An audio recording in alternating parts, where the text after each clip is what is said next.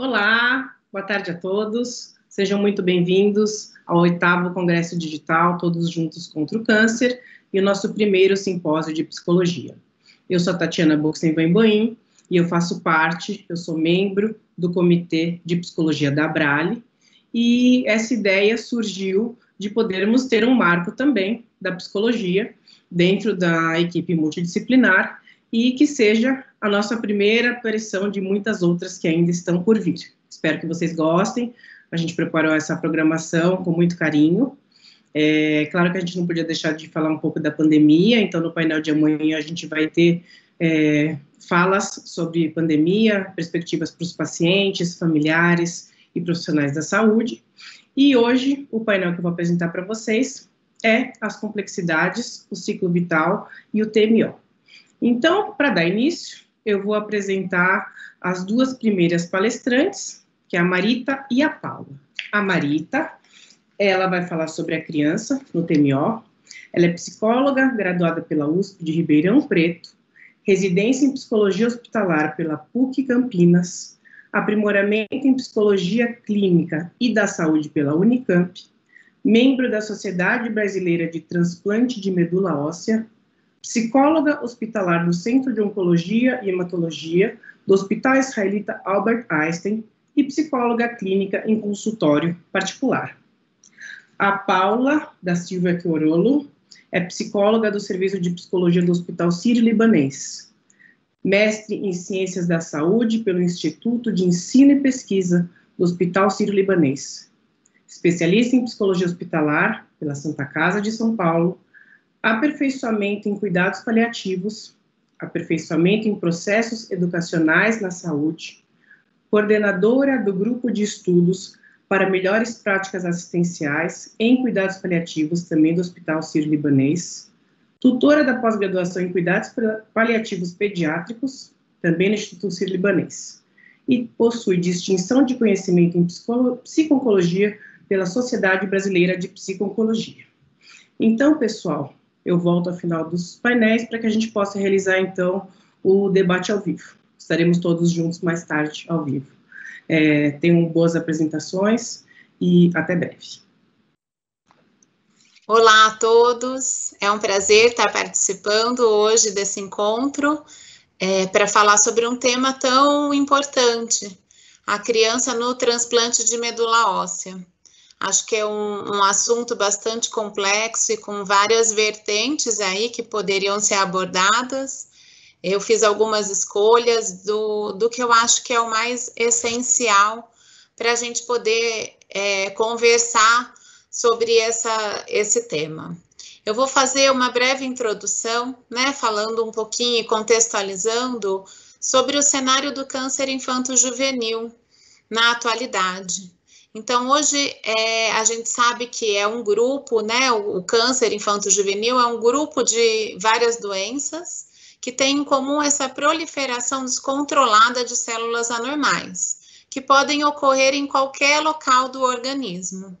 Nas crianças e adolescentes, diferente do câncer do adulto, essa proliferação anormal de células vai afetar principalmente o sistema sanguíneo e os tecidos de sustentação.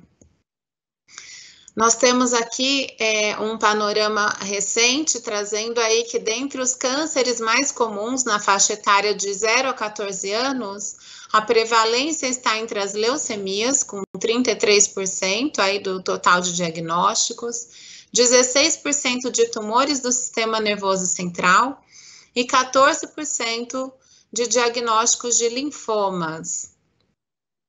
E o câncer, ele representa a primeira causa de morte, né? 8% do total por doença entre crianças e adolescentes nessa faixa entre 1 a 19 anos para todas as regiões do Brasil.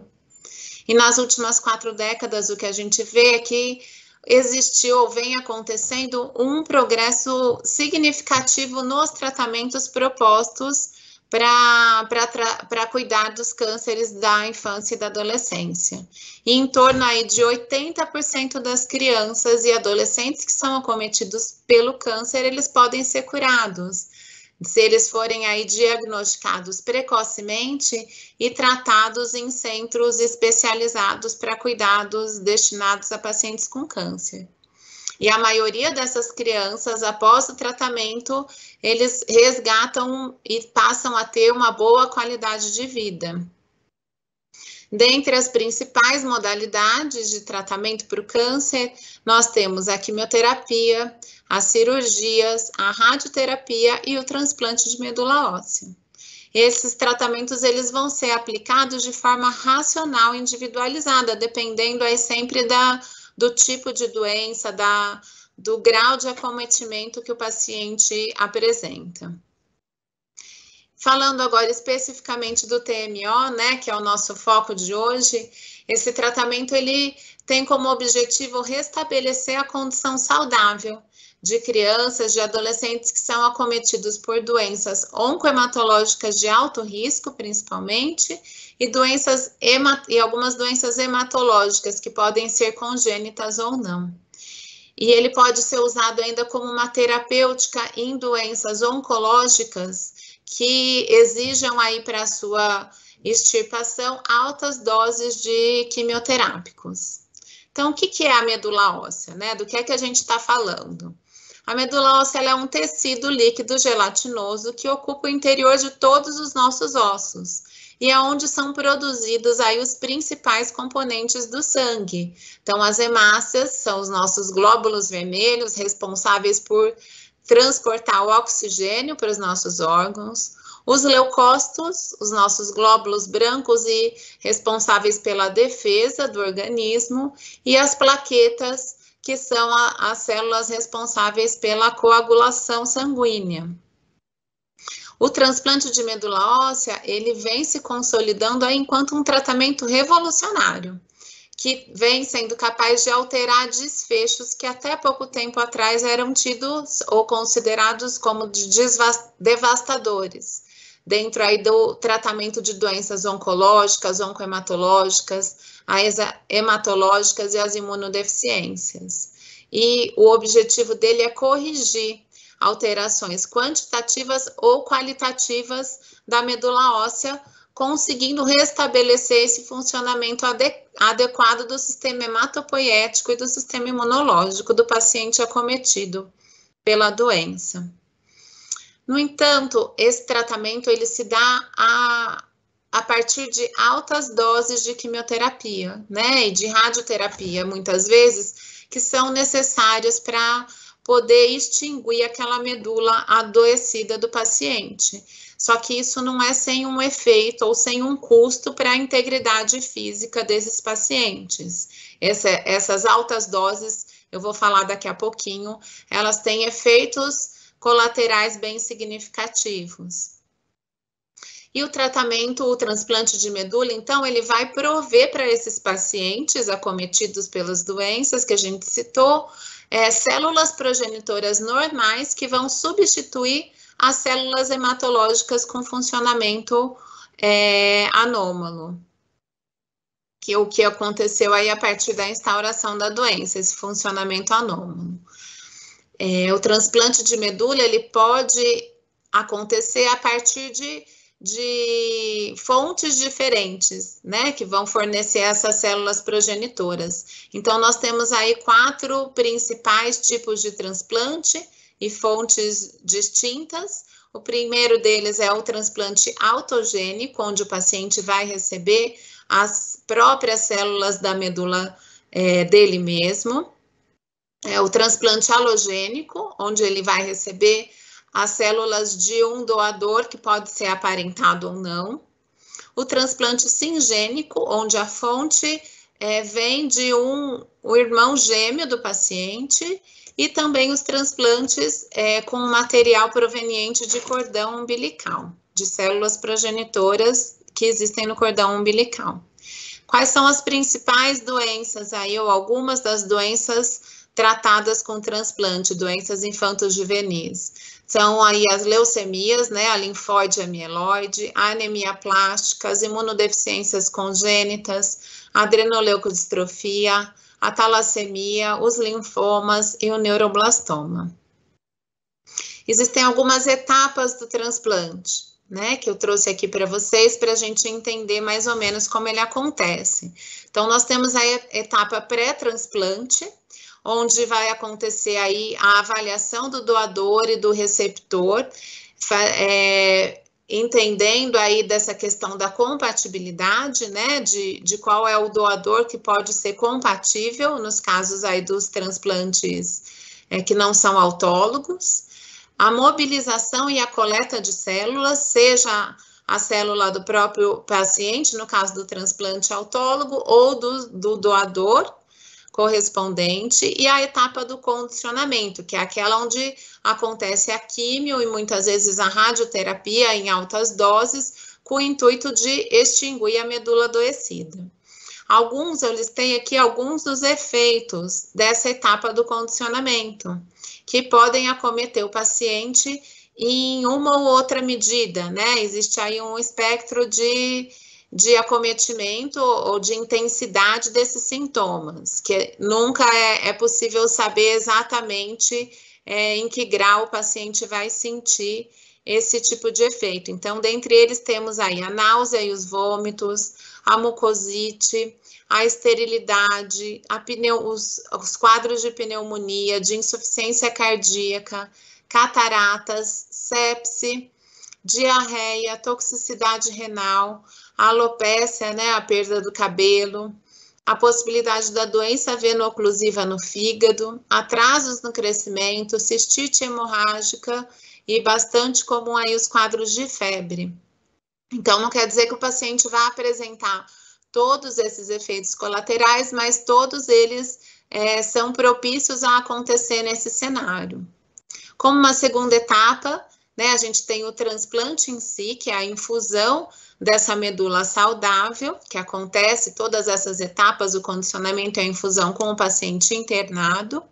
E a etapa do pós-transplante, que a gente disse que tem a ver com a pega medular, quando a medula nova passa a funcionar no organismo do paciente, a programação e a alta hospitalar, e o processo, o período aí de reabilitação, isso tudo acontecendo já num contexto domiciliar, o paciente na casa dele, com retornos bastante frequentes ao ambulatório do hospital e com possíveis aí reinternações a partir de efeitos que podem acontecer do tratamento ou de quadros de infecção.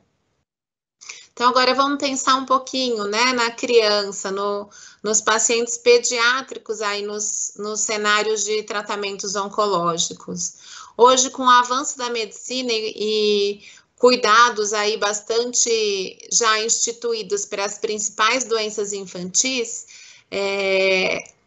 a gente vê quadros cada vez mais complexos e tratamentos prolongados que vão sendo propostos, uma vez que as chances de cura também têm aumentado a partir do uso desses recursos terapêuticos. Isso vai exigindo aí dos profissionais de saúde um outro olhar para a criança, que contemple aí as suas necessidades não só biológicas, mas também psicológicas, sociais e emocionais, uma vez que o percurso de desenvolvimento do paciente continua acontecendo mesmo durante e apesar do tratamento.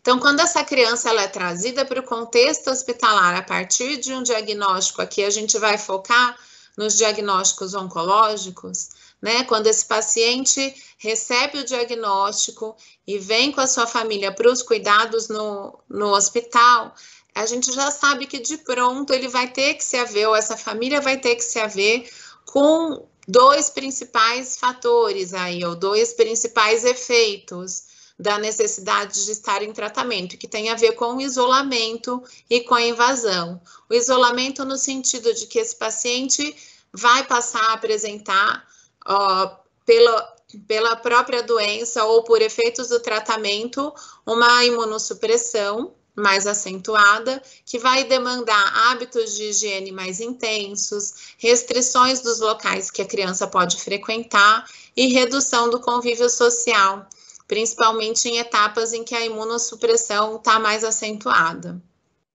Além disso, os tratamentos que vão sendo propostos, eles têm a ver aí com uso de várias medicações, consultas frequentes, internações recorrentes, um monitoramento constante da equipe de saúde e procedimentos que muitas vezes podem ocasionar essa invasão do organismo, invasão do corpo da criança. A rotina, então, dessa criança e dessa família vai ter muito aí essas demandas aumentadas com relação aos cuidados médicos. E a possibilidade de percepção e de assimilação da criança desses acontecimentos e dessa nova rotina que vai se instaurar, vai influenciar na forma como ela vai se comportar diante dessas demandas. Então, o que a gente sabe é que quando existe uma doença em um membro da família, na criança, no adolescente, essa doença da criança, ela vai se tornar a doença da família. Não tem como a gente dissociar, todo mundo vai estar vivendo aquilo de uma forma muito intensa. Eu trouxe aqui algumas citações, né, do Bowlby, que é um teórico importante que fala sobre o desenvolvimento infantil, dizendo aí que a percepção e a conduta da criança, elas são influenciadas pela atitude dos pais, né? São os pais que servem de anteparo e de modulação para a criança perceber e assimilar aquelas adversidades que estão se apresentando na vida dela, com a instauração da doença e o início do tratamento. Em doenças crônicas, o enfrentamento da mãe é mais preditivo do que o do pai em relação ao ajustamento da criança. Apesar de hoje a gente ter e perceber aí a presença dos pais bem mais constante nos contextos de tratamento, ainda hoje as mães têm uma participação aí mais ativa e uma presença maior. Então, por isso, essa frase trazendo isso, né, do quanto é importante esse cuidado, a forma como os pais e principalmente a mãe está enfrentando o tratamento. Quando a gente vai pensar em estratégias de enfrentamento, né, e tentar entender se aquilo, a forma como aquela criança está conseguindo lidar com aquela novidade, com aquelas mudanças na vida, a gente vai ter que se atentar a alguns aspectos. Primeiro, assim, qual é a idade da criança? Né, em que etapa do desenvolvimento cognitivo e emocional ela se encontra e qual é a capacidade dela de assimilar aquela novidade? Qual é o nível de ansiedade que ela está evidenciando? Isso passa muito pelo que foi informado a ela, por como a doença vem sendo representada nessa família, ou apresentada a ela por essa família e por essa equipe. Quais foram as experiências prévias que essa criança já vivenciou? Né, com os tipos de estressores, sejam eles relacionados às doenças, a outras doenças, ou não, a outras situações adversas da vida.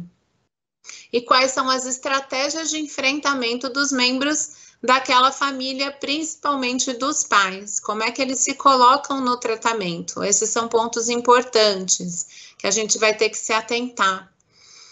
Porque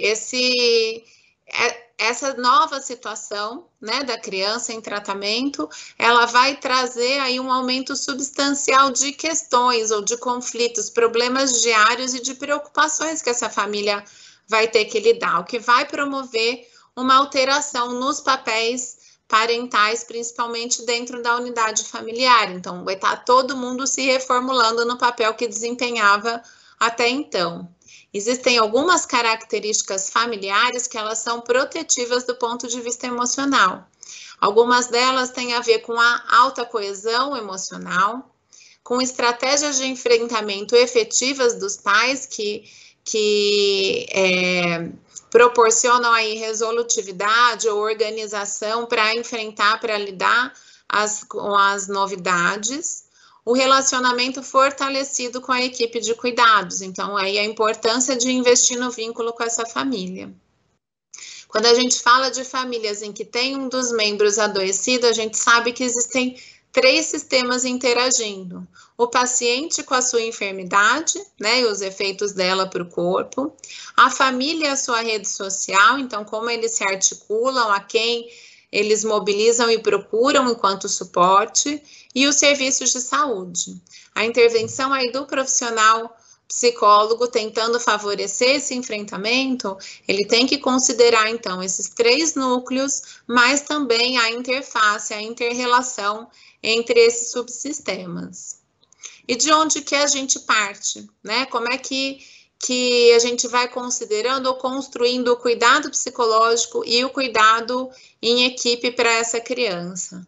A avaliação psicológica no contexto do transplante, ela deve acontecer sempre, né, com esse intuito de entender de que recursos essa família possui, essa criança, para lidar com aquilo que eu apresentei para vocês, que são as etapas do transplante. A gente vai contemplar em uma avaliação psicológica específica as crianças maiores de 2 anos, principalmente aquelas que já estão introduzidas na linguagem ou que têm uma linguagem verbal mais expressiva, e os pais sempre pensando neles, como eu falei, enquanto aparato, enquanto interface aí da realidade do tratamento. O que a gente vai buscar compreender nesses primeiros contatos? Então, quais foram as repercussões do diagnóstico para aquela família, do diagnóstico e tratamentos anteriores, para aquele paciente e para a família? Qual o histórico de tratamentos, pelo que eles já passaram, com que eles já tiveram que lidar e como eles lidaram com essas situações, com essas outras etapas anteriores. O que é que foi mais difícil, o que é que foi favorecedor do enfrentamento, o que é que essa família e essa criança trazem no discurso, que sentidos que eles foram construindo para essa doença e para o próprio transplante que se apresenta enquanto geralmente uma etapa final de consolidação do tratamento.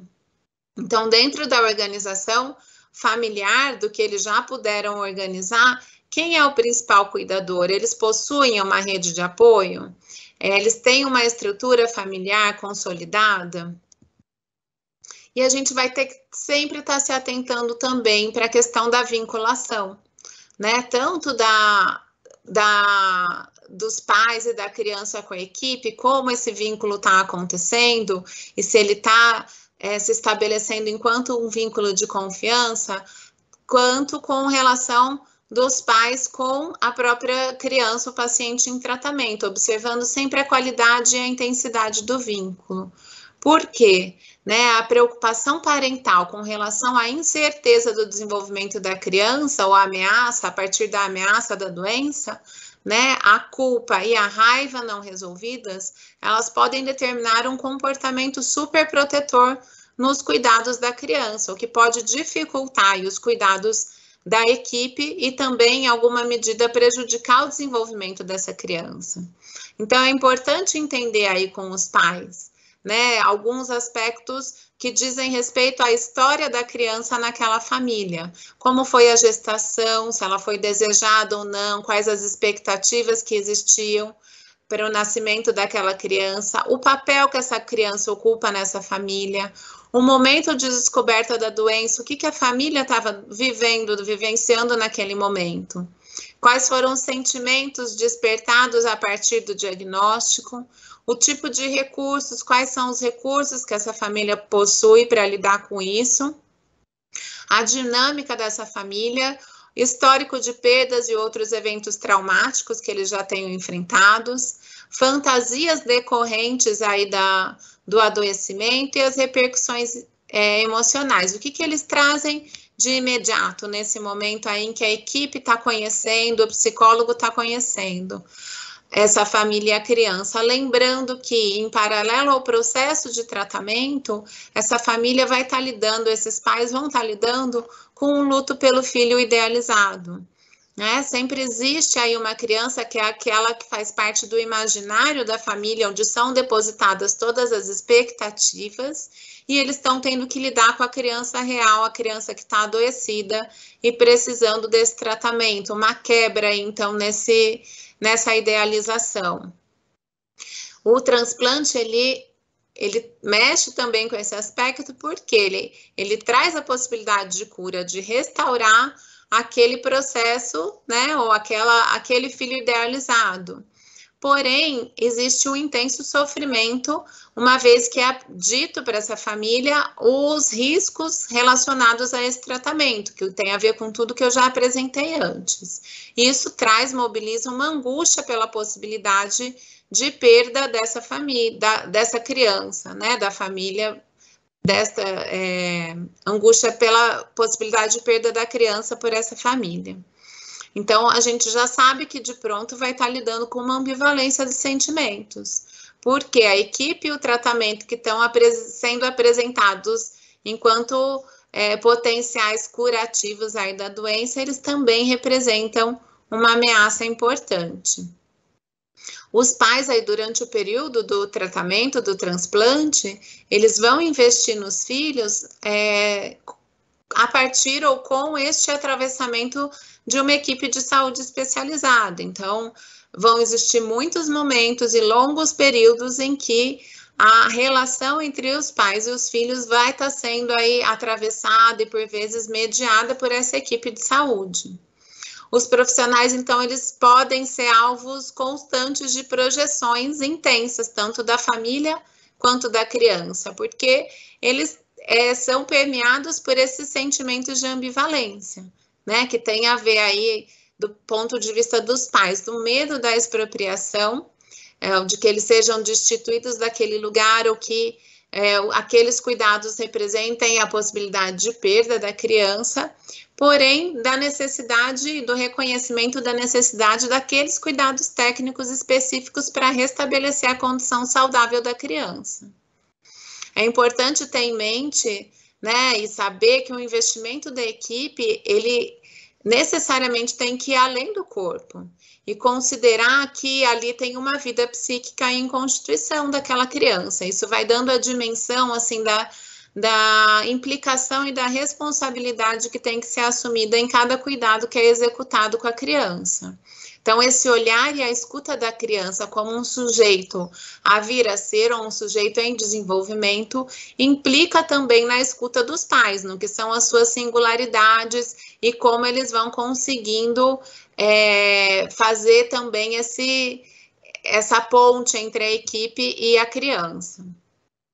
Alguns dos aspectos psicoemocionais dos familiares mais presentes têm a ver, então, com essa descoberta de recursos, de como eles podem se constituir num aparato de suporte efetivo para o paciente durante o período de um tratamento que é muito intenso. E essa necessidade, né, de escuta dos seus sentimentos, que muitas vezes eles não podem ser evidenciados para o próprio paciente. Então, a ansiedade frente a tudo que é dito sobre o transplante, o que eles vão vivenciando na prática, os sentimentos de impotência que podem ser mobilizados, principalmente quando a criança está apresentando efeitos colaterais, sintomas muito pronunciados, sentimentos de tristeza pelo que eles estão vivenciando, raiva muitas vezes, e até a busca por essa compreensão das manifestações emocionais dos pacientes, que, lógico, tendo que lidar aí com tantas situações inéditas, vão se colocar também de formas inéditas, porque vão estar experimentando sensações, emoções que provavelmente ainda não tinham sido sentidas naquela medida. E considerando aí, eu trago o principal aspecto que eu quero dar enfoque na aula de hoje, né? Considerando o TMO como uma terapêutica curativa, o papel da equipe do psicólogo tem muito a ver com favorecer essa percepção das potencialidades da criança. Aquela criança está vivenciando um momento de fragilidade do corpo, né? De fragilidade física, orgânica, porém ela possui muitas potencialidades que têm que ser favorecidas a virem à tona também nesse processo e depois dele nos cuidados pós-transplante. E também o assinalamento e a valorização da ação dos pais a favor do desenvolvimento psicoemocional da criança, considerando aquele período de tratamento como um período transitório, intenso, muito intenso, porém transitório. Então, valorizar e reconhecer a importância do vínculo, mesmo nos momentos mais difíceis em que os sentimentos de impotência podem se acentuar, porque às vezes a criança muito debilitada, vai demandar bastante da equipe e os pais podem aí experimentar um pouco mais daquele medo da expropriação que eu assinalei para vocês antes. E desse trabalho pós-transplante, né, a favor aí da elaboração das vivências, das etapas pelas quais ele já passou, e a descoberta desse exercício da maternidade e da paternidade livre de ameaças, pensando naquele comportamento super protetor que pode se instaurar e pode, de alguma forma, aí, prejudicar o desenvolvimento da criança. Com o paciente, então, com a criança, o psicólogo, não só o psicólogo, a equipe, tem que ser aí presença constante, inteira, atenta, estabelecendo relação de confiança, dando voz, dando possibilidade da criança se colocar no tratamento, dentro daquilo, lógico, que não vai representar aí uma prática insegura no seu cuidado, ou que represente algum risco para ele, mas que ele possa escolher coisas dentro de tantas que ele não está podendo se colocar, né? Então, estabelecer esse vínculo genuíno e dando espaço para essa construção do cuidado. Ajudar a criança a colocar as palavras nos seus devidos lugares, ou seja, ajudar essa criança a falar em nome próprio. Muitas vezes a criança não tem isso, o recurso da linguagem verbal tão desenvolvido. Então, o trabalho do psicólogo é bastante importante nesse cenário, né? De forma aí, podendo entender, ajudar a equipe a entender como a criança vivencia aquele tratamento e o que podem ser práticas aí que vão favorecer uma melhor assimilação das situações, possibilitando aí esse reconhecimento por parte da criança do próprio desejo que vai sair do lugar de objeto ou apenas, né, de ser olhado a partir da ótica da doença que precisa ser cuidada. Isso muito trazendo aquilo que eu já apontei, né, da viabilização da descoberta ou do resgate das potencialidades dessa criança e favorecendo, então, a apropriação dela mesma de seu processo de cura. Então, não dá para não falando de criança, né, da importância do brincar nesse contexto de tratamento. O Winnicott, que é um outro teórico bastante renomado aí na área do desenvolvimento infantil, ele diz que o brincar por si só é uma terapia com possibilidade autocurativa. A criança se expressa a partir da brincadeira, ela exercita aquilo que ela está vivenciando, aquela dificuldade que ela está vivenciando. E quando ela sente que os outros estão livres para brincar com ela, né, sejam os profissionais da equipe ou os pais, eles se sentem confiantes para fazê-lo. Porque a criança que não é capaz de brincar, aí sim a gente tem que supor que tem algo errado e ter um empenho no sentido de trazer a criança para esse estado natural dela, que tem a ver com as brincadeiras e com o brincar, mesmo no contexto de tratamento. Então, aqui, ó, a criança mesmo hospitalizada, ela deve ter preservado o seu direito ao brincar, porque o brinquedo é considerado um veículo para o desenvolvimento social, emocional e intelectual. E eu pontuei hoje já que o nosso enfoque está nesse aspecto, né, de favorecer o desenvolvimento apesar do tratamento. E por meio da brincadeira também é que a criança vai ser capaz, principalmente crianças menores, né? O adolescente ele consegue trazer mais para o verbal, mas as crianças menores é através da brincadeira que elas vão elaborar ou levantar questões condizentes com a sua dinâmica psíquica, as suas fantasias a respeito do adoecimento, e vai dar margem para a gente poder trabalhar e favorecer a assimilação dela de tudo isso. Então, aquilo, né, uma vez que a linguagem verbal não está suficientemente desenvolvida para a expressão de sentimentos e pensamentos, o recurso do brinquedo, do brincar, pode ser utilizado para facilitar a compreensão do comportamento e de como esse paciente se vê na situação de tratamento. Como considerações aí finais, eu queria trazer sobre a importância da consideração de cuidados, de inserção de cuidados paliativos de forma precoce, né? Porque ela tem sido vista aí ou associada com uma melhor gestão de sintomas, uma maior qualidade de vida, menos sofrimento, cuidados de fim de vida menos agressivos. Então, sempre quando a gente tem transições na trajetória da doença, incluindo recidiva ou mudanças de terapia, esses são considerados momentos muito apropriados para o envolvimento da equipe de cuidados paliativos. Quando, então, a gente apresenta para essa família e para o paciente, ou está estabelecido que ele vai para essa etapa do transplante de medula, é um outro ponto, uma mudança aí na perspectiva de tratamento. Esse parece ser um momento natural para introduzir os cuidados paliativos interdisciplinares. Isso porque esse cuidado paliativo precoce, quando está integrado ao tratamento ativo, ele vai favorecer a qualidade de vida do paciente durante o tratamento e até quando a gente está falando aí de desfechos inevitáveis de morte e que o cuidado paliativo atuante durante todo o processo de tratamento também vai contribuir de maneira significativa na qualidade de final de vida desse paciente. A disponibilidade dessas terapias mais direcionadas e com rendimentos altamente eficazes aumentou e muito a esperança entre os pais, os pacientes e a equipe médica e a equipe multidisciplinar. Mas a gente sabe que uma proporção não desprezível de pacientes não responde ainda, né, ou pode não responder a essas terapias de medicina de precisão, por mais desenvolvidas que elas sejam. E aí, como eu trouxe, o desfecho pode ser a morte do paciente. Então, os cuidados paliativos precoces, eles foram reconhecidos como uma maneira ideal de permitir que esse paciente e os cuidadores tenham uma maior consciência do prognóstico e lidem com as sequelas psicossociais e as incertezas inerentes às terapias inovadoras. O transplante, ele é um tratamento curativo, mas ele também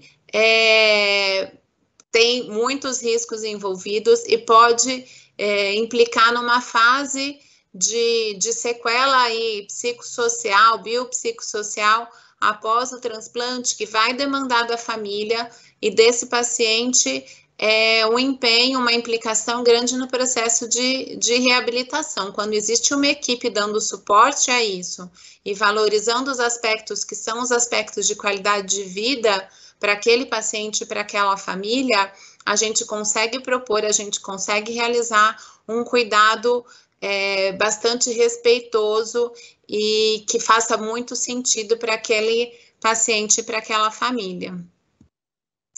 Lembrando, né, sempre que a infância é um período crucial na vida de qualquer sujeito, e é a partir das vivências, das relações familiares e sociais como um todo, que o indivíduo constrói a sua relação com o próprio corpo, com o mundo externo, e a partir daí adquire uma estrutura de personalidade, que vai ser a base para todas as suas experiências futuras. Então, eu trouxe essa frase aí para a gente pensar e considerar a importância das escolhas que a gente vai fazendo e da forma como a gente vai se colocando no cuidado dessas crianças. Pensando que, lógico, uma doença e tratamentos tão intensos como os que são propostos aí para a cura do câncer, eles têm e podem ter efeitos bem impactantes para a família e para a criança.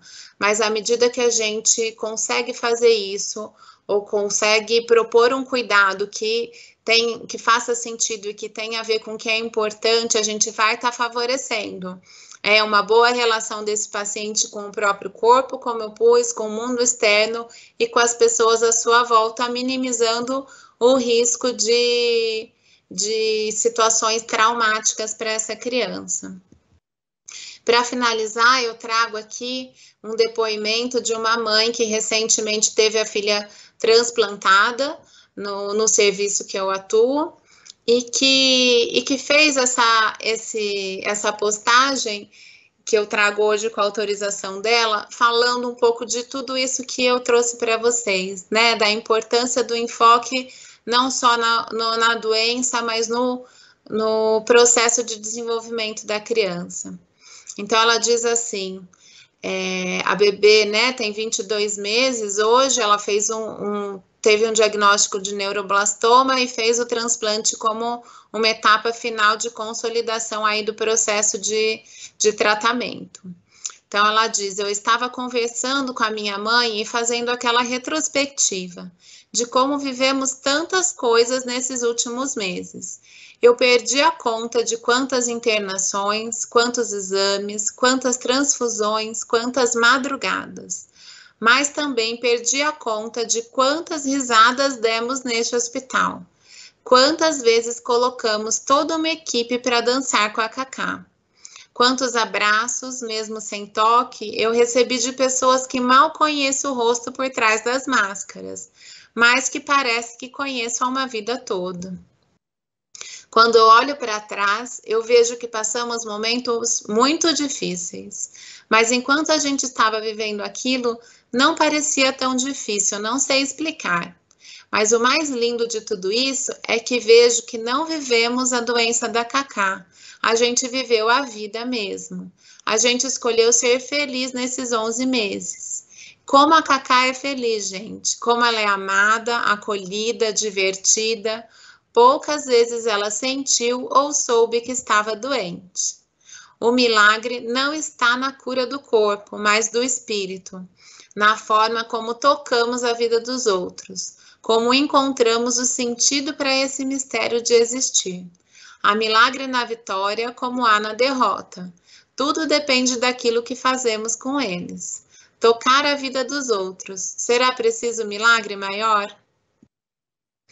Bom, gente, era isso que eu tinha para trazer hoje. Espero que vocês tenham aproveitado aí do conteúdo. Obrigada. Boa tarde a todos. Gostaria inicialmente de agradecer o convite para estar aqui para falar de um tema que me é muito caro, que faz parte da minha experiência e que eu estudo há tantos anos, que é o adolescente no processo de TMO. Então, a agenda da nossa aula hoje, nós inicialmente falaremos sobre a adolescência, né, o desenvolvimento e as peculiaridades que dizem respeito aí a essa fase específica e peculiar do desenvolvimento humano. Posteriormente, sobre a experiência do TMO e a trajetória do adolescente e a sua família, as tarefas da equipe, mobilizando a competência e a potência da equipe, para cuidar do adolescente e a sua família nesse processo, e por fim, como conclusão, algumas reflexões necessárias. Iniciando então, para falar desta fase da vida que envolve a adolescência e o desenvolvimento então infantil, existem aí características genéticas que vão acabar levando a um desenvolvimento cognitivo e emocional, mas que também sofrem influências das experiências, então, que essa criança e o adolescente vão vivenciar ao longo do seu processo de desenvolvimento infantil, assim como estímulos que vão receber e a capacidade que eles vão tendo de observar e de perceber as características ao seu redor e então fazer uso disso para o seu próprio desenvolvimento. E aprofundando um pouco neste cenário de desenvolvimento da adolescência, existem algumas peculiaridades e características da adolescência que cabe pensarmos antes mesmo de falarmos do adolescente no TMO. Então, a primeira questão é o raciocínio. O quanto o adolescente ele acaba tendo um raciocínio hipotético, dedutivo, complexo e abstrato. O pensamento, ele é lógico e existe já uma construção de conceitos abstratos, como morte, como vida, como adoecimento. Eles são conscientes, então existe uma consciência deste pensamento e uma capacidade reflexiva já posta. Um desenvolvimento de uma individualidade. Então, a adolescência é um momento em que os adolescentes questionam os valores dos pais e constroem os seus próprios valores, muito a partir aí dessas referências que eles vão tendo a respeito aí do círculo social que eles fazem parte, desenvolvem uma autonomia e têm um desejo de uma autonomia, né? Então, isso é estabelecido e ali podem surgir inúmeros conflitos entre os pais de alguma maneira, tentando dar limites para essa autonomia, e o adolescente, então, tentando ter mais autonomia, e questões existenciais, que envolvem o conflito entre quem esse adolescente é, né, quem eles devem ser a partir das expectativas da sociedade e quem eles querem ser. Algumas características típicas dessa idade que também merecem que a gente pense, se referem aí à questão do humor. Então, existe uma relação com os extremos, tanto deste adolescente vivenciando aí o que muitas vezes as pessoas que convivem com o adolescente especificam como um mau humor, né? Sentimentos mais negativos, assim como momentos de euforia e momentos de muito entusiasmo diante de algumas situações. E a questão que se refere a esses extremos é que eles podem oscilar muito rapidamente em uma mesma experiência, em um mesmo dia. Outra característica muito marcante desta fase da vida é a questão física e a importância que a questão física acaba ganhando ali para o adolescente. Então, a relação com o corpo é uma relação muito marcada pelo adolescente aí desenvolver, então, uma baixa autoestima ou, então, uma autoestima que consideramos como saudável e que isso tudo vai sofrer consequências quando pensamos ali no processo mesmo do TMO. Existe uma curiosidade, uma relação com as experiências, muitas vezes marcadas pelo que vem logo em seguida, que envolvem os riscos, com uma relação com estes limites que não são claros.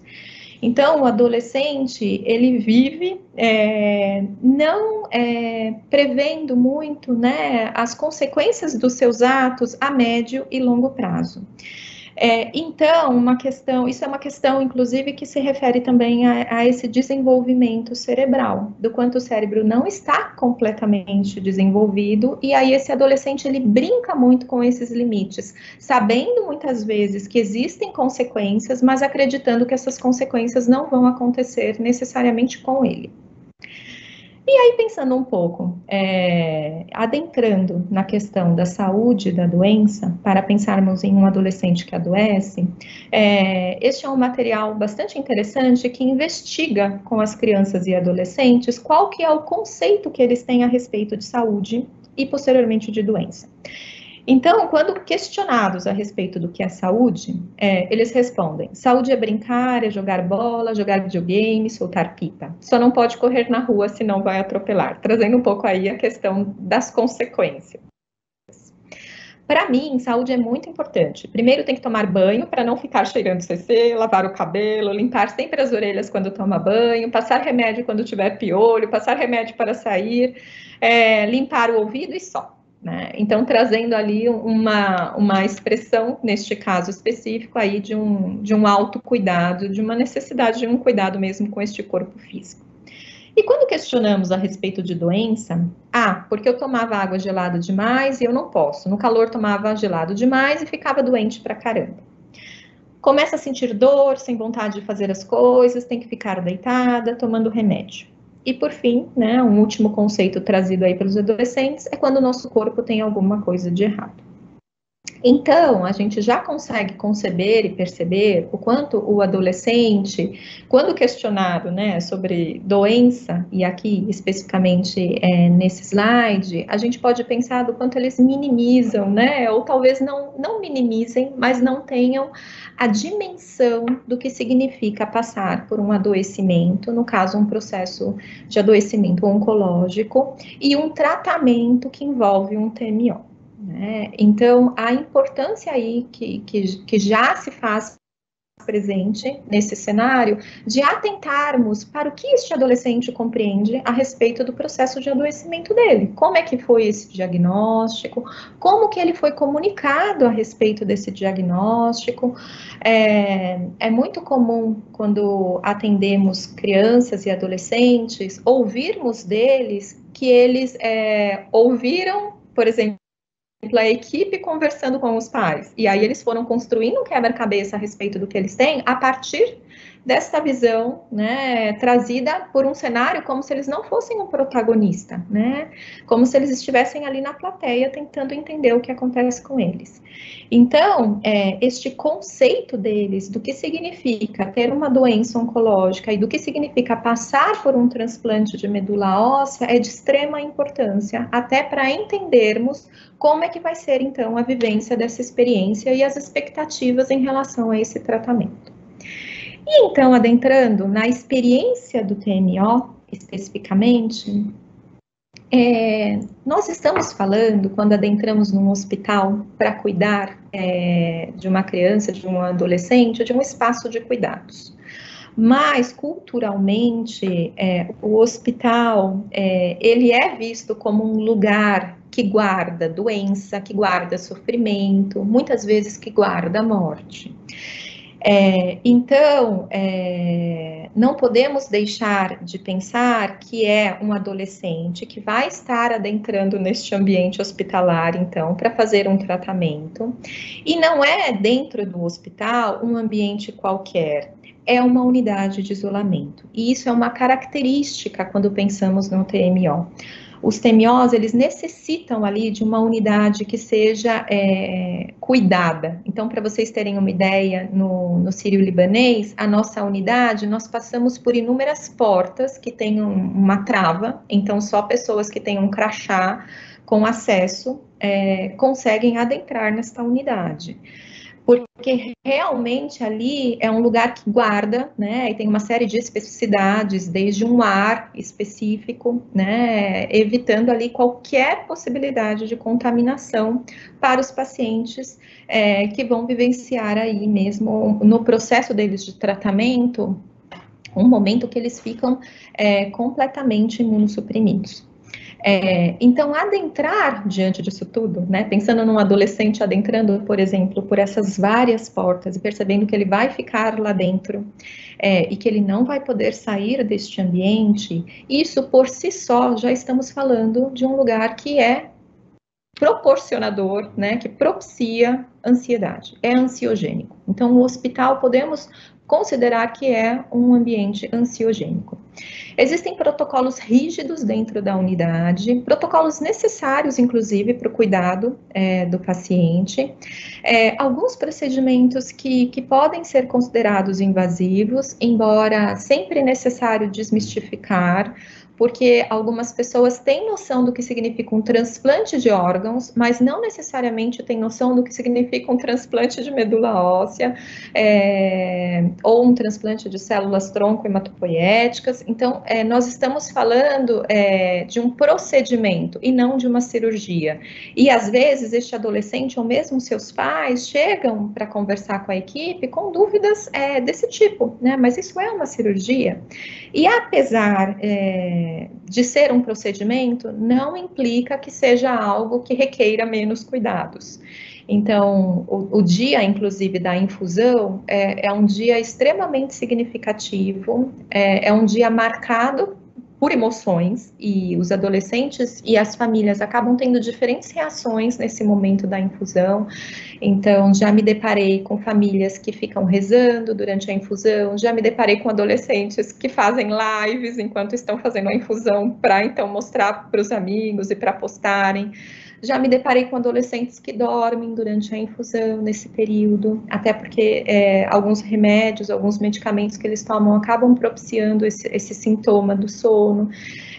Então, são inúmeras ali as formas de lidar. Mas a questão principal é o que acontece depois, né? Que é uma transformação. O TMO, ele mobiliza uma transformação, tanto física deste adolescente, do ponto de vista interno, quanto do ponto de vista externo, e aí acaba respingando e tendo aí repercussões em outras áreas, né? Nas áreas sociais, na questão emocional, mesmo na questão espiritual.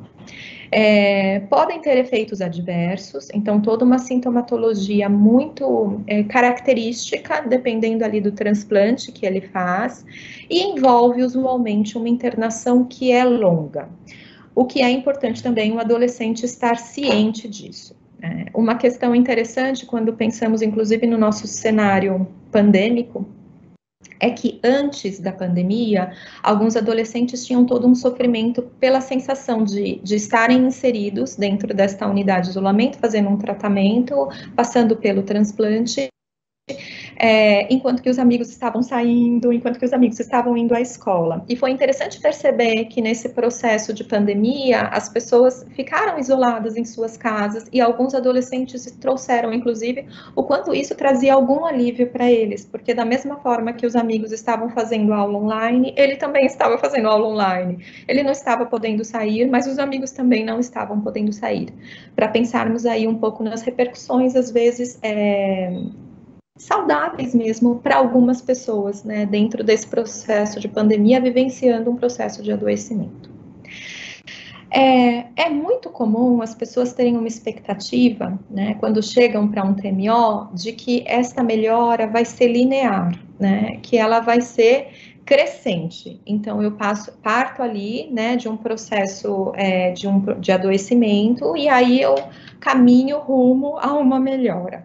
Mas o que as pessoas precisam ter ciência antes mesmo de adentrarem no transplante é que não é um processo linear. A realidade é que toda esta trajetória do transplante, ela envolve mesmo altos e baixos. Vão ter dias que o adolescente vai estar se sentindo melhor, dias que ele vai estar se sentindo pior. E quando eu digo melhor e pior, eu digo não só do ponto de vista físico, mas também do ponto de vista emocional. E por ser um processo longo, isso só torna toda essa trajetória ainda mais sensível, né, a esses altos e baixos. Algumas especificidades também pensando no TMO. A primeira questão é uma incerteza prognóstica. Como essa imagem traz aqui, é interessante ver do quanto existem alguns adolescentes que adentram para fazer um TMO e tudo passa muito liso, né? E dá tudo muito certo e sem grandes intercorrências, sem grandes sintomas que necessitam ali de algum controle. Enquanto que tem outros que acabam tendo uma série de efeitos adversos, que acabam vivenciando aí, por vezes, um prolongamento desse período de internação, e aí existem aí, diante dessas intercorrências, um sofrimento maior. Existem riscos assumidos com o tratamento, então, usualmente, o adolescente, ele adentra, não estamos falando da grande maioria, estamos falando da grande maioria, ele adentra para um transplante completamente rígido, né? E aí, após o transplante, dependendo se existem intercorrências e uma sintomatologia mais proeminente no pós-transplante, ele acaba tendo um sofrimento aí maior com todo esse processo também. E o significado desse sofrimento, então, né, dessa transformação que esse adolescente, então, vivencia. E para falar, então, do sofrimento, até por trabalhar com paliativos, né, e esse é um detalhe que nós temos aqui no Sírio, nós temos pioneiro, na verdade, no Brasil, o que nós conseguimos, então, trazer a equipe de cuidados paliativos para acompanhar todos os pacientes que vão se submeter a um transplante dentro da nossa unidade, antes mesmo dele internar. Então, nós temos ali uma entrevista, enfim, um atendimento prévio à internação do transplante para conhecer o paciente e a sua família. E a equipe de paliativos, então, acompanha esta família ao longo de todo o processo. Um processo que, como eu expliquei, pode seguir sem intercorrências ou pode seguir com intercorrências. E até por trabalhar com paliativos há muito tempo também, além do TMO, nós acabamos tendo um olhar muito amplo para todos os sofrimentos presentes, e o TMO especificamente é um lugar que conseguimos perceber muito claramente esses sofrimentos. Então, sofrimento físico, pela transformação física que o adolescente vivencia, e se nós resgatarmos lá atrás o que eu expliquei, inclusive, sobre a questão física e da importância dessa relação com o corpo que o adolescente tem, é isso, são adolescentes que falam que às vezes não se reconhecem mais naquele corpo. Né? Existe também ali um sofrimento social. Como é uma unidade de isolamento, são pessoas que muitas vezes acabam não conseguindo encontrar, né, com outras pessoas da família mesmo, porque estão isoladas, sofrem por não poder sair da unidade. Já tive adolescentes falando, puxa, mas eu queria ir lá embaixo, tomar um café pelo menos, e não pode sair da unidade. Então existe ali sim também um sofrimento social. Espiritual, então existem inúmeros questionamentos que acabam acompanhando aí o adolescente quando ele vivencia essa quebra do mundo presumido que o adoecimento traz, né? Então as coisas saíram ali do rumo esperado e aí vem uma busca de significados em relação a essa quebra. E sofrimentos emocionais e toda a mobilização emocional, portanto, né, que essa trajetória acaba trazendo. Em relação ao sofrimento físico, de forma muito breve, né, mas só para trazer o quanto a gente tem ali um adolescente com o corpo marcado pelo tratamento, com impactos nessa autoimagem e na autoestima. Trouxe uma frase de um paciente que me trouxe em um determinado atendimento. Ele falou assim: eu não aguento mais esse tratamento. No começo, meus amigos rasparam a cabeça, também foi a maior festa. Mas a verdade é que não é só uma cabeça raspada, é muito mais. E é isso que ele me trouxe, né? Do quanto todo mundo tirou foto, postou, mas os amigos estavam lá vivenciando a vida, com o cabelo crescendo, e ele aqui, né? Vivenciando esse isolamento e essa mudança no corpo, que é isso, desde da coloração da pele, até do edema, né? E de outras características que marcam esse corpo. Que o adoecimento acaba marcando esse corpo. E às vezes não é o adoecimento, às vezes é o tratamento, é o próprio TMO que acaba trazendo ali marcas nesse corpo. Por vezes transitórias, por vezes não. Essa tabela, ela expressa aí a série de sintomas físicos que eles, então, que esses adolescentes e crianças, no caso, podem vivenciar ao longo do processo. O sofrimento social, então, existe uma separação da família e do convívio social, e que é mobilizador, assim, de sintomas ansiosos e depressivos. Relembrando que na adolescência, o círculo social, os amigos, os demais adolescentes que convivem com este adolescente, eles têm ali um papel muito importante de referência para esse adolescente. A criança, ela vive ali com referência na família, e aí ela se abre para o mundo na adolescência, e ela vai criar novas referências, fazendo ali uma mescla entre os valores trazidos pela família e o que ele encontra ali nas experiências dele, criando o que a gente chamou de individualidade. Quando a gente pensa num adolescente que adoece, existe uma regressão, né? Ele passa a ser cuidado novamente por esses pais, que muitas vezes auxiliam no banho, né? Que auxiliam ali a levar o adolescente para a cama quando ele está com muita fadiga ou quando ele está se sentindo muito fraco. Então, existe um processo de regressão e emocionalmente existe um conflito mesmo, né? Por perceber esta regressão. Esse isolamento social, ele pode trazer prejuízos no relacionamento interpessoal, então, do adolescente, que existem aqueles que vão ficar mais introspectivos e vão, aos poucos, deixando de falar com os amigos, e aí, consequentemente, um prejuízo na socialização. O sofrimento espiritual, nós trazemos aqui a importância do quanto existe uma busca por encontrar um sentido nisso tudo. Por que eu adoeci? Por que nesse momento? Por que comigo? Né?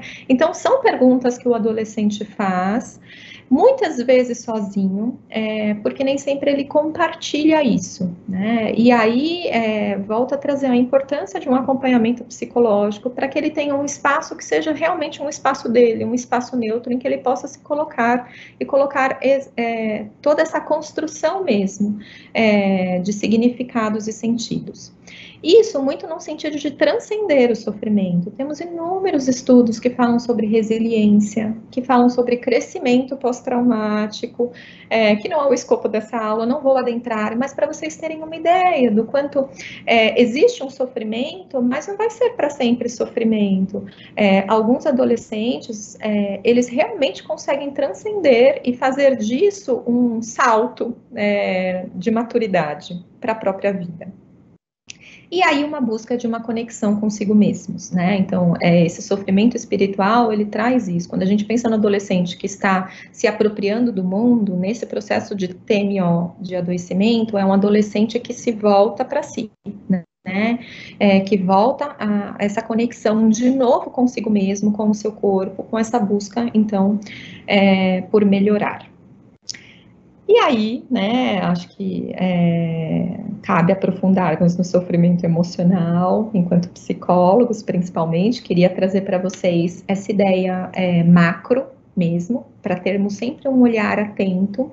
E aí eu quero, então, detalhar melhor para vocês a questão do sofrimento emocional. E aí eu trouxe, né, e construí uma trajetória emocional do adolescente no TMO. Então, inicialmente, ele se depara com uma realidade. Como eu explicitei lá atrás, como é que foi esse diagnóstico? Como que foi essa indicação para o transplante? Ele ficou a par do que ele poderia ter de sintomas pós-transplante? Porque é uma ida para o transplante, uma busca por qualidade de vida, muitas vezes por uma cura, mas também um medo do o que é este transplante, o que eu vou encontrar, e ele vai ser suficiente. E quando eu digo ele vai ser suficiente, a importância de estar ciente disso. Então, eu estou com um adolescente agora, que nós transplantamos na infância. Então, há 4 anos atrás, acabou tendo aí um processo de adoecimento novamente, uma recidiva, e ele vai receber, né, está se preparando para um novo transplante. Então, às vezes fica uma sensação desse adolescente de que, bom, eu tenho que fazer isso e está tudo resolvido, e essa nem sempre é a realidade. Então, é um momento marcado por muito estresse e por muita angústia, um momento marcado por um não saber, e que cabe à equipe oferecer estas informações para que o adolescente compreenda o que ele vai com o que ele vai se deparar. Uma vez que ele inicia o tratamento, que ele recebe essas informações, é uma vivência muito de incerteza e que pode trazer insegurança. Incerteza em relação ao sucesso do tratamento, quais sintomas ele vai desenvolver ou não. Então, existe uma sensação de falta de controle e de uma impossibilidade de planejar o futuro. E, portanto, de uma insegurança. Mas que se ele estiver sentindo ali uma confiança nessa equipe que está cuidando dele, se ele estiver sendo amparado pela família, todo esse processo, ele acaba tendo aí uma minimização desses sentimentos, né? Esses sentimentos acabam sendo dirimidos mesmo para que ele consiga vivenciar aí, a próxima fase, que é a da esperança. Então, na esperança, existe uma mudança de prioridades, e o adolescente, ele passa a aprender a conviver com essa incerteza. Então, é quase como se ele desfocasse do mundo lá fora, às vezes até da vida prévia, e ele consegue focar no tratamento, ele consegue perceber quais são essas fases e o que ele tem que fazer, e aí é como se ele vivesse de fato este tratamento. E, por fim, um momento de ressignificação, né? De encontrar um significado para toda esta experiência. Muitas vezes, quando o adolescente ele recebe alta, e aí tem a festa da pega, e depois tem a festa da alta, quando ele vai para casa, é interessante, porque é como se esse adolescente e a mesma família ficasse com uma sensação de pronto, acabou. Mas a verdade é que o processo de elaboração de tudo o que aconteceu, ele continua, ele permanece vívido ali, para que o adolescente, então, consiga chegar, então, nesses significados. Acaba sendo, e é importante destacar, um mundo de nãos. né? E esse mundo de nãos não pode sair da unidade, não pode comer, pedir a comida e comer a comida que foi pedida, né? Tem que ser a comida de dentro do hospital. Isso tudo pode ser mobilizador de processos aí de adoecimento emocional, ou não necessariamente de adoecimento emocional, um processo mesmo de sofrimento, conforme eu explicitei. Então, a primeira questão é a ansiedade e depressão, né? São sintomas que precisam de cuidado. Então, novamente, trazendo a literatura para vocês, vocês percebem que está muito presente aí dificuldades em relação ao sono, preocupações, sentimentos de tristeza. Então, sintomas de ansiedade e depressão, eles estarão presentes. Precisamos entender o quanto isso se configura enquanto um quadro, que requerem não apenas o acompanhamento psicológico, mas também medicamentoso, ou o quanto o acompanhamento psicológico será suficiente para cuidar dessa sintomatologia. Gosto de destacar que, uma vez que existem quadros de ansiedade, quadros de depressão, temos que trabalhar tanto com a família, quanto com o adolescente, quanto com a equipe, que isso não é normal, porque às vezes as pessoas acham que está contextualizado, né? Porque ele está aqui isolado, é normal ele estar deprimido. Não, não é normal estar deprimido. Se ele está deprimido, ele requer um tratamento, assim como ele está fazendo o tratamento do seu quadro oncológico, né? A agressividade também pode estar presente, então é necessária uma validação das emoções, né, que às vezes o adolescente vai expressar através da agressividade, mas também pontuação desses limites, né, então novamente aqui na literatura existe essa sensação de irritação, de nervoso, e o limite nada mais é do que amparo, do que continência, né? Mas não é um limite autoritário, é um limite que ampara mesmo, né? Que contém este adolescente em toda a sua frustração, em toda a sua raiva por toda essa vivência. E a imagem corporal, às vezes pensamos que é o que mais desponta como sofrimento, né?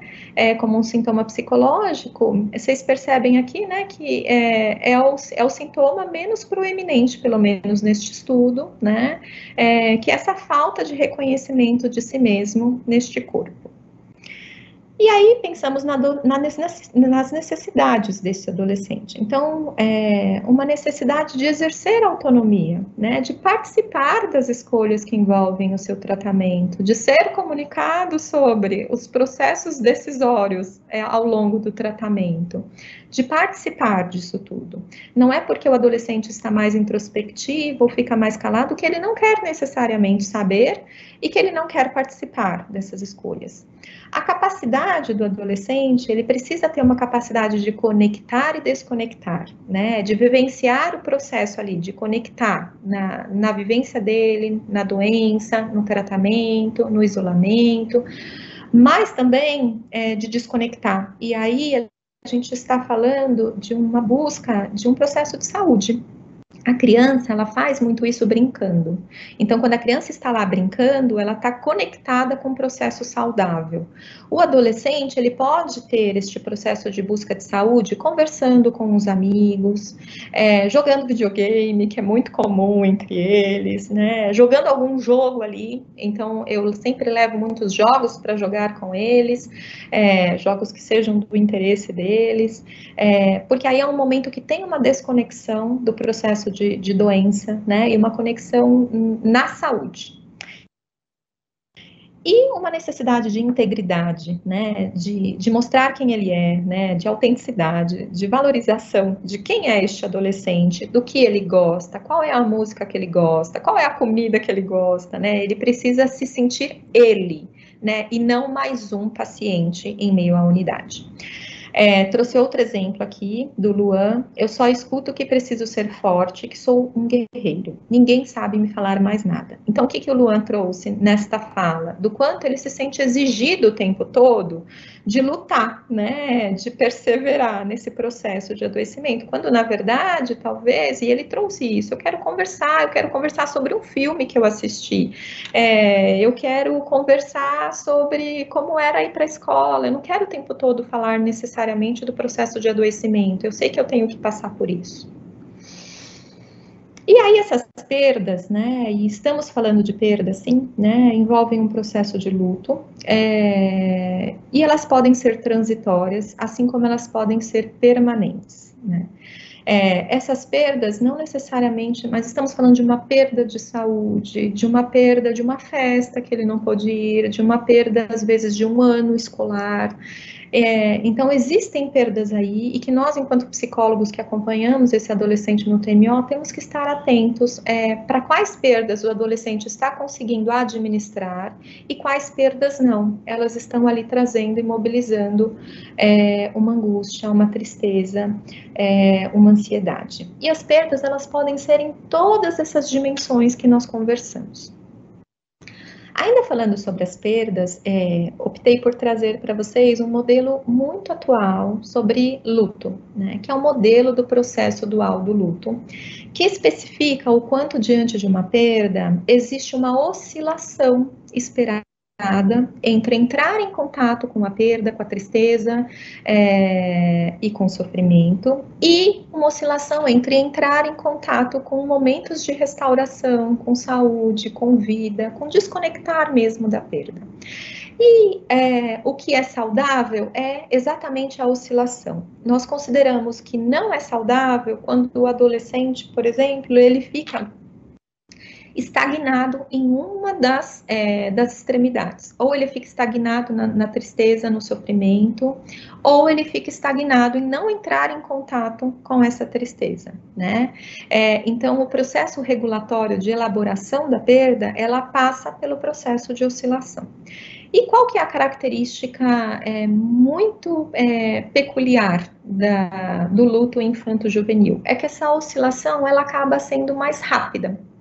Então, o adolescente ele pode estar em determinado momento do atendimento psicológico conversando e explicando o quanto ele está triste, o quanto ele está sofrendo, o quanto ele está com saudade do dia a dia dele, e aí no momento seguinte ele vira e fala assim, eu quero assistir um filme agora, né? E aí você fala, nossa, mas que quebra abrupta.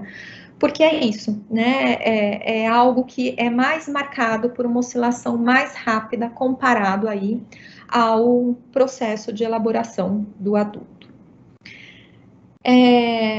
Ainda sobre o luto, né, do adolescente, trouxe essa imagem que foi um paciente que fez para mim há muitos anos atrás, mas que eu achei muito significativo e que traduz muito, né, os adolescentes. Era um paciente meu que tinha muitas dificuldades de se colocar, né, nos atendimentos, e em determinado momento ele me trouxe que ele gostava muito de desenhar. E aí eu pedi então para que ele me trouxesse alguns desenhos, e para minha surpresa, ele era um desenhista, né? Porque quando você olha este desenho, é um desenho realmente de uma capacidade, de uma competência ímpar. E aí ele começou a me trazer desenhos para me contar um pouco como ele estava se sentindo. E este é um desenho muito significativo. Nós estamos falando aí de um coração, né, oprimido, né, de um coração apertado, e de uma expressão de tristeza, né, mas que a expressão de tristeza, o coração oprimido, ele é muito mais, ele traz uma expressão emocional, não sei se vocês têm a mesma leitura que eu, mas muito maior do que a própria expressão facial dele. E isso para vermos, né, o quanto, e bato nessa tecla, com os adolescentes, às vezes você adentra no quarto e tem aquele olhar, né, quase que de paisagem, né, um olhar que não traduz muito, mas que isso não significa, isso, ele não traduz o que o adolescente está sentindo internamente, e cabe a nós acessarmos, né, essas expressões, essas emoções internas. Então, a expressão do luto do adolescente, ele apresenta uma dificuldade em falar sobre as suas perdas. Essas emoções advindas, então, dessas perdas, é uma vivência muitas vezes solitária, porque ele não encontra um interlocutor. E aí, nós psicólogos podemos ser grandes interlocutores deste processo. Nem sempre eles se sentem à vontade de falar para os pais, nem sempre eles se sentem à vontade de falar para a equipe. Equipe médica, equipe de enfermagem, então, muitas vezes é para o psicólogo, né, que essa expressão acaba vindo. E o compartilhamento que ele mais gostaria de ter é com os amigos, que são o vínculo principal de referência. que é a maior rede de suporte, mas ele receia pela rejeição. Então, muitas vezes o que acontece é que ele acaba não conversando com ninguém. Ainda falando sobre as necessidades dos pais, e aqui essa imagem, embora envolva uma criança, é uma imagem que eu gosto muito porque ela é muito representativa do que a família vivencia nesse momento de adoecimento infanto-juvenil. Então, a família tenta proteger o adolescente, tenta proteger a criança de todas as maneiras, nem que eles saiam de alguma maneira. É isso, né? Tem ali, né? Essa mãe tá sangrando, se a gente olha para as costas dela, né? Mas tá ali segurando um livro, numa tentativa de distrair o filho do sofrimento, né? Então, são escudo, eles tentam ser escudo nesse processo. Então, eles têm necessidade de administrar as respostas emocionais do filho doente e dos seus irmãos, moderar as suas próprias emoções, estabelecer uma comunicação satisfatória com a equipe cuidadora, adaptar rotinas familiares, lidar com ameaças, com intercorrências e expectativas, zelar pelo bem-estar do filho em relação às medicações, consultas, hábitos saudáveis e manter financeiramente o lar. Não é incomum um dos pais, principalmente a mãe, usualmente, deixar de trabalhar muitas vezes para acompanhar o filho no processo. Tarefas da equipe, então, né, os objetivos, então, são, entre paciente, família e equipe, uma comunicação eficaz e um alinhamento, até para que este adolescente receba, então, essa comunicação, né, essas informações alinhadas. O adolescente necessita de uma qualidade do cuidado que envolve o lúdico, então, envolve, sim, o assistir um filme, envolve o jogar videogame, envolve a desconexão, que eu falei, mas a conexão com a saúde, e participar ativamente do seu tratamento, e a família como um todo necessita aí ter uma tranquilidade de confiança no processo e ter as suas emoções e necessidades validadas.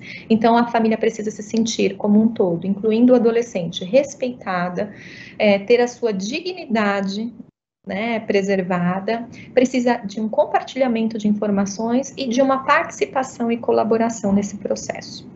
Pontos que merecem destaque, então, a comunicação, né, necessária ser uma comunicação empática e compassiva, então, a capacidade de estar no lugar deste adolescente e, quando a gente pensa em compaixão, né, nós, enquanto profissionais da saúde, quando a gente vivencia a compaixão, a gente tem necessidade de fazer algo pelo outro. E quando nós, enquanto profissionais de saúde, estamos diante desse adolescente, dessa família, nós temos, sim, né, todo um preparo técnico para fazer algo pelo adolescente, pela família. Mas também temos que ter a capacidade de voltar para o nosso lugar, né? Quando eu digo de se colocar no lugar do outro em sofrimento, precisa voltar para o seu lugar de profissional para conseguir cuidar dele. Porque se você fica neste lugar, você fica ali vivenciando o sofrimento misturado com este paciente, com a sua família. Capacidade, então, de avaliar os sintomas, né, controlar esses sintomas, que podem ser muitos no pós-transplante, cuidar dessa família, conhecer a família e as suas necessidades, e o cuidado e amparo, então, psicossocial desse adolescente. A comunicação, ela envolve um diálogo que é planejado entre o paciente, a família e a equipe. Então, são informações compartilhadas em diferentes momentos, numa construção mesmo do que está acontecendo, definir as metas de cuidado, planejar e tomar as decisões, estar atento a conflitos e uma comunicação ruidosa. Eu expressei a importância de um alinhamento da equipe, então essa equipe precisa passar a mesma informação e acolher as angústias e dúvidas presentes. Bom, para concluir, né, essa é uma imagem que eu gosto, muito representativa do que significa cuidar, né, de um adolescente no TMO. Então, ele é ali o centro das nossas atenções e todos nós ao redor, muito atentos às suas necessidades e muito proativos, né, na resolução, né, desses sintomas que podem aparecer. E aí, cabe destacar, então, né, quais são essas conclusões que merecem destaque. Então, primeiro, um preparo técnico da equipe, né, para alinhar a comunicação, é uma equipe instrumentalizada para lidar, então, com as necessidades dessa família e desse adolescente, e do que significa uma adolescência, e do que significa, principalmente, um processo de adoecimento em meio à adolescência. Um cuidado ao adolescente, então atenção às suas necessidades, atenção a quem é esse adolescente, né? Quem é essa pessoa que veio aqui, que está com a gente internada, que vai ficar por um longo período, né? De trazer à tona a sua biografia e não apenas a doença. Atenção à família, né, aos padrões emocionais de funcionamento familiar, o quanto eles são disruptivos ou não, porque cuidar da família significa sim cuidar indiretamente do adolescente também, e apoio emocional à equipe. A equipe do TMO é uma equipe que vincula, são pacientes que ficam um longo período internados, então existem ali vínculos muito intensos e que nós temos que atentar, né, para as dores dessa equipe e também para o luto dessa equipe, principalmente quando envolvem perdas dos adolescentes, que também precisam ser cuidadas. Isso tudo só mostra, né, eu espero ter conseguido expressar para vocês o papel essencial que o psicólogo tem nesse processo. Bom, gostaria de agradecer, obrigada, fico disponível então para as dúvidas.